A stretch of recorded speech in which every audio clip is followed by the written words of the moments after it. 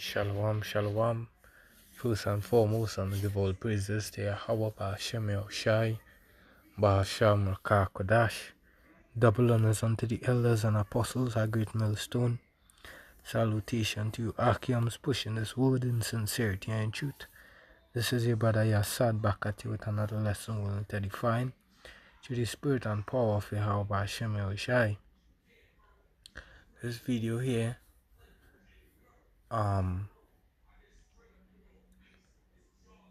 it would just be going into, fleeing from fleeing from the lion. You would meet a bear, in this kingdom. Because people might think, they would pray and they would hope that things may get better. But hey, we in the time of evil being manifest, lamentation, mourning, right? Yeah, I was just looking up on some articles to chop a little video, through the spirit and power of Yahweh Shemeshai, amongst of this article where migrants, Venezuelans, which is the northern kingdoms, our people flee from the hardship across at Venezuela, thinking, well, hey, they could make themselves something in America, in the belly of the beast. The thought they could have lived a hard life to come across to see better here, but hey, that turn was for the worse, because we had an entire time that things gonna be more tough, food prices going up, even rent, because our people owns nothing, we under majority of our people under poverty, right? As a curses take upon we gonna be cursing the field, etc. Right? Well, without further ado, let me begin off with the article. It's a Venezuelan migrant family regrets coming to the US as American dream becomes too difficult. Because Jake have that mindset, they gonna make it. They gonna take that chance to go across in Babylon, into the devil's capital city, right? And they could make themselves somebody there. But hey, we living in a more tough time, The scripture say, what the lover many waxing cold, right? So long time, a neighbor would help you out, give you a little assistance, They see you might be trying, and they would come out with I would use the word as the old people say, they would come out with the kind heart, and support you whatsoever. But now is a different time. Neighbors is like they don't want to see you, right? And every man for himself. That's how it is right now, every man for himself. And we know Jake have a lot of suffering to do, especially those that don't know Yahweh Shemel Shai, So it says, becomes too difficult to reach for illegals. It's a many border. Let's see. It's a many border crossers who found themselves in Chicago after unlawfully entering the U.S. are starting to regret their decision, with some heading back home to their countries of origin. The Chicago Tribune recently featured the story of the Castiglione family who left their home in Venezuela to start anew in the U.S. Patriarch Michael Castiglione, 39, arrived with his family, including stepdaughter Andre Carolina Sevilla, in the Windy City 5 months ago, so she can have access to a better education. Sevilla said she was lucky to even have attended school in Venezuela, as many other teenagers start working early to help out their families because it's a lot of poverty, across there, And then due to the restrictions and the blacklisting from same US, they they they in a state that they're not they're not um being able to um have economical development, it just remaining stagnant and being more tough across there, um as many other teenagers start working early to help out their families. The Castellans found themselves on the floor of a police station, a crowded shelter, and a house they rented before returning to the same police station where they began. According to Castellan, the family decided to seek asylum in the US because of extreme poverty under Venezuelan President Nicolas Maduro, something that he later said wasn't worth it. Yeah, and hey, it's just Yahweh Hashem raise up hell on Jake in Venezuela, because idol worship, a lot of wickedness,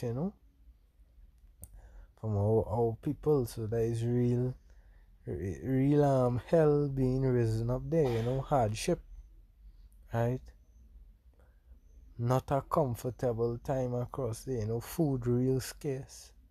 You're eating like one meal because when I was going out in the sea with my brother, we allow our Spanish to come and work with we. We call them Spanish, well, they were the so-called, the so-called Spanish Venezuelans, right? Which is the Northern Kingdom, our brothers and sisters, right? He came across and he was like, hey, they they they they treat us just like me and you. They treat me like Negro, you know, because Jake in the world now, he was like, hey, they just treat them the same way and look at him and scorn at him and whatsoever, you know. But I tell him, hey, I was just going through all the precepts with him and saying, hey, me and you is brothers, you know. Well, most likely I could maybe be Benjamin, or I could maybe even be thing, but most likely I feel I could be a Benjamite, right? Um, yeah, I was saying, hey, as the curses upon we, we gonna be a proverb of by word among the nations. I was telling him, and he say, across here, you're still living good. Because over days, sometimes you eat nothing for the day, or you get one meal, and the food they eat there is not really a sustainable food. As majority of the time is a snack they go eat and drink a coke or something for the day. It's really tough, farming. Alright, so I'm gonna continue. Alright, let's say the American dream doesn't exist anymore, Castiglione told the Tribune on the afternoon of November the 2nd. There's nothing here for us. We didn't know things would be this hard. How many more months of living in the streets will it take? No more. It's better that I leave. At least I have my mother back there. Oh, well, I'll cut today. And that is it, the Lord rising up judgment, where you can flee, from your Abashim and the heat is about to turn up. First off, I'll get the book of Amos.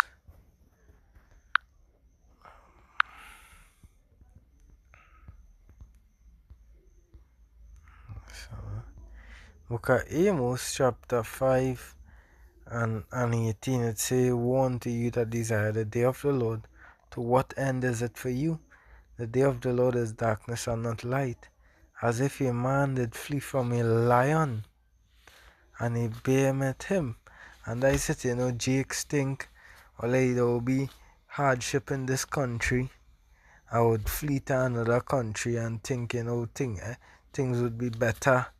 But what I'd say, when you flee from a lion, farming, innocent martial law taking place, a real hard time across at Venezuela, thinking you could go to Babylon. What a beg meet you. Or went in the house and leaned his hand on the wall, and a serpent bit him. Right? Shall not the day of the Lord be darkness and not light, even very dark, and no brightness in it? And we more and more head into the day of Hashem Shai. So we can, as these Christians would come with their foolish philosophy that things would always get better, but according to the prophets, the men of the Lord, they would plainly tell you things are not about to get better. It's about to get worse, because we're coming into a time where mass judgment is going to be taking place. The place is going to get more but wild. It's going to be crazy out here. Right? As these precepts say, going on a sedition among men. Um, they're not going to regard the kings anymore. And that's just the time we're heading into. Right? So even in Babylon right now, a lot of people ending up homeless because rent prices keep escalating, and it's real tough across there. You have to survive on 2-3 jobs to be able to stabilize yourself, to be able to pay your bills and eat and whatsoever. So just imagine you having nothing and going across there is gonna be real tough, right? So I'd like to show you that Babylon the Great, things are actually changing. She's started to wither, Babylon the Great started to wither, right? And the place is gonna just get more evil, right? More tough, because famine is gonna hit, and then the rulers of the world bringing in the hard time. As it say, the devil coming down with great wrath, right? Because he knew he had but a short time, because their whole agenda is all to upkill the forced famines. We're hearing food processing plant just burning down, plane just randomly crashing into the food processing plants, bee snakes buying up the land, destroying purchasing the land to conduct his GMO system, and hey, we look at Ezekiel 7.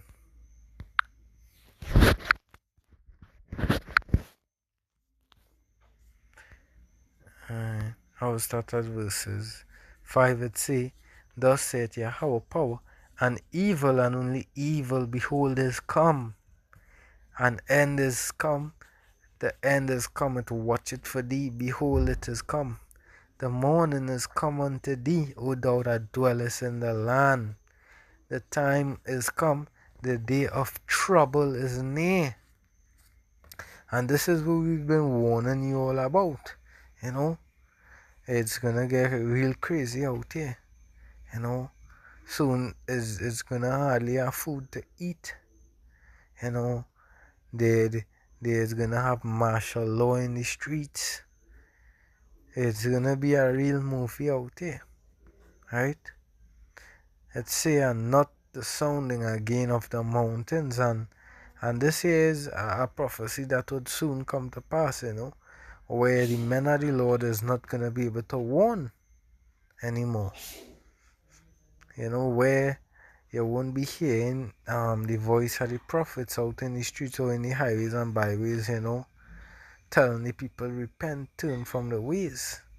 right? Because that time of trouble is coming, and the men of the Lord would be silent, because the scriptures say, um, the prudent man will keep us silent because of evil time. Oh my God.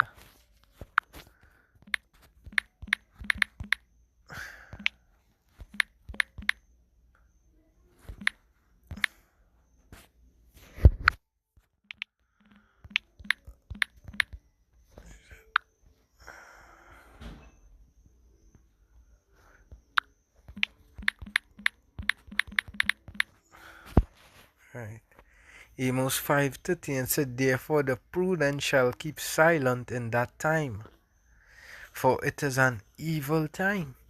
And then too, just as Noah closed the ark, and he didn't preach anymore, and the time of evil, the destruction came, so it's gonna be in this time, and Matthew 24:37 on down, right? Because this is where, when the destruction it here, right? Because the devil gonna crack down on the men of the Lord from preaching the gospel. That gonna be a threat, you know. They're gonna force martial law, because it's all about their agenda coming to play, where they would want to insert, well, make you human cyborgs with their device. Yeah. Um. It says.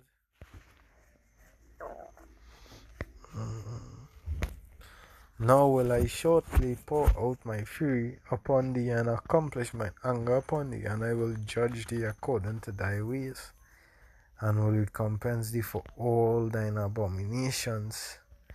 And mine eye shall not spare, because all these judgments just seem crying out, the war in Israel, where these heathens, being killed during war.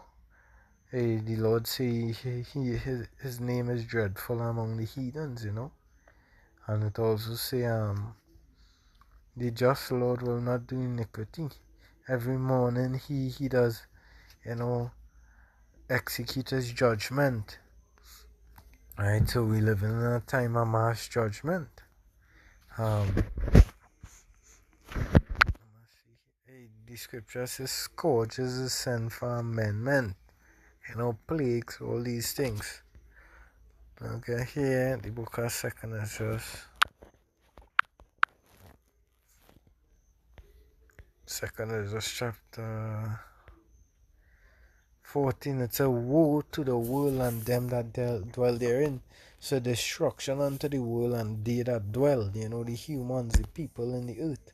For the sword and their destruction draw it nigh, and one people shall stand up and fight against another, and swords in their hand, because we seeing wars going on, but soon the World War III gonna be the end of all wars, which would be one of the most, um, drastic war being fought under heaven, under the firmament. For there shall be sedition among men, and invading one another. They shall not regard their kings nor princes, and the causes of their action shall stand in their power.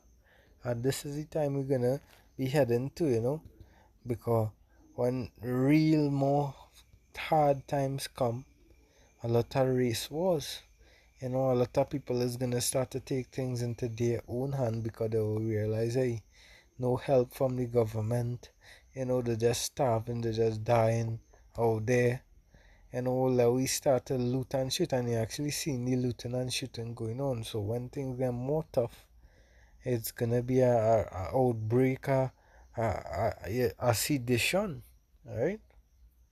You know, um, verse 17, man shall desire to go into a city and shall not be able, right? Yeah, because wars could be taken over in the cities, race wars. Then the devil coming down with his agenda, so hey, in order to come into Babylon soon, you're gonna have to be, CHIP. You're gonna have to have that in you. So we just, it's a verse 18 for, because of the pride the city shall be troubled, the houses shall be destroyed, and men shall be afraid.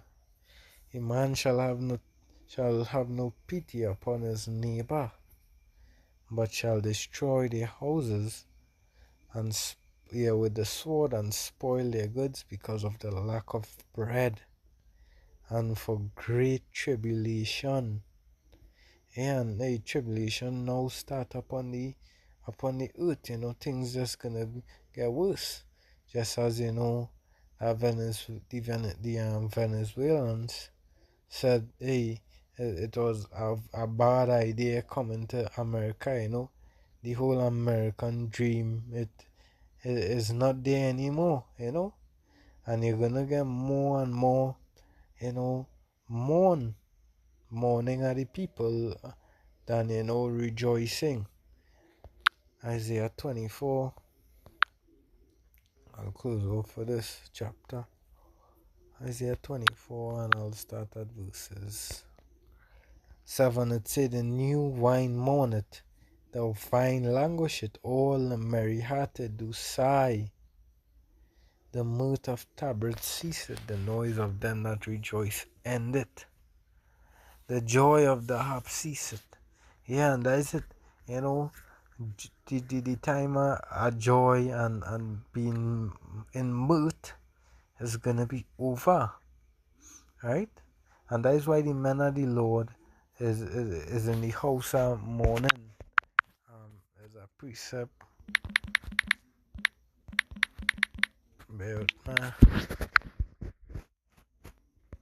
Right.